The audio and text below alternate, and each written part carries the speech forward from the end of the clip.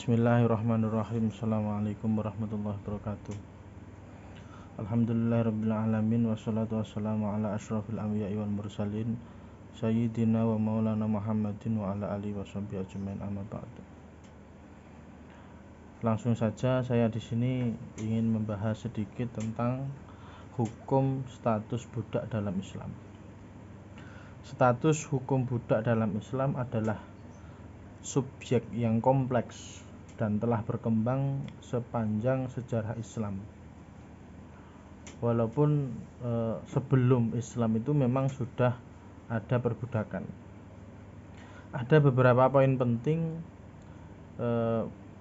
yang melatar belakangi perbudakan ini.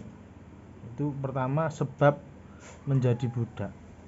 Dalam Islam, satu-satunya sebab seseorang menjadi budak adalah jika mereka adalah non-muslim yang menjadi tawanan perang. Panglima perang memiliki kewajiban memberikan perlakuan yang tepat terhadap para tawanan. Bisa dijadikan budak, minta tebusan, atau melepaskan mereka tanpa tebusan. Itu yang pertama. Jadi seumpama kita sekarang kok ditakdir untuk berperang dengan non-muslim, kemudian non-muslim kalah, itu non-muslim tadi itu bisa dijadikan budak sesuai dengan hukum Islam. Terus yang kedua, perlakuan terhadap budak. Islam menganjurkan perlakuan baik dan adil terhadap budak. Rasulullah mengatakan bahwa budak adalah saudara dan pembantu yang Allah jadikan di bawah kekuasaan kita.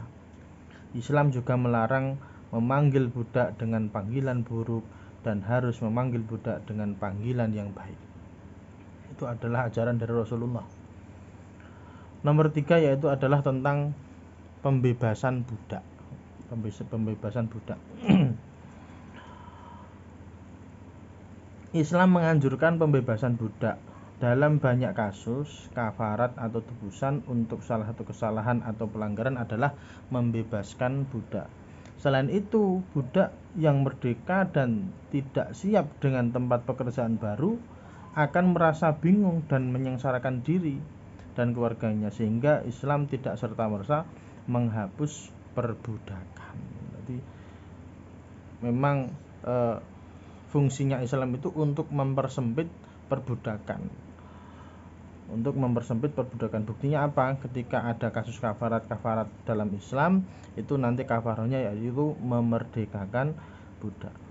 Terus hubungan seksual dengan budak. Dalam Islam membolehkan hubungan seksual dengan budak wanita, tetapi hanya dalam konteks pernikahan.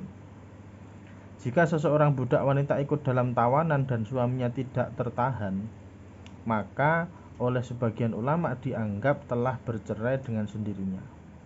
Islam tidak pernah dan tidak akan pernah menghalalkan hubungan seksual seseorang majikan dengan budak wanitanya tanpa nikah.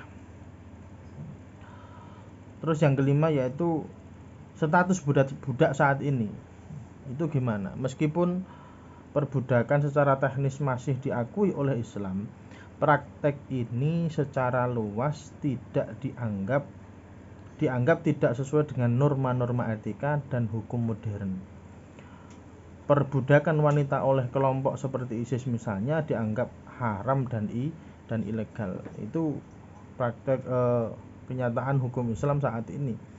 Walaupun memang dari segi peraturannya itu masih ada, tapi prakteknya itu sebisa mungkin dihilangkan. Artinya tetap sebagai umat Islam kita menganggap itu haram. Secara umum Islam berusaha mempersempit sebab-sebab perbudakan dan mendorong perlakuan baik serta pembebasan budak.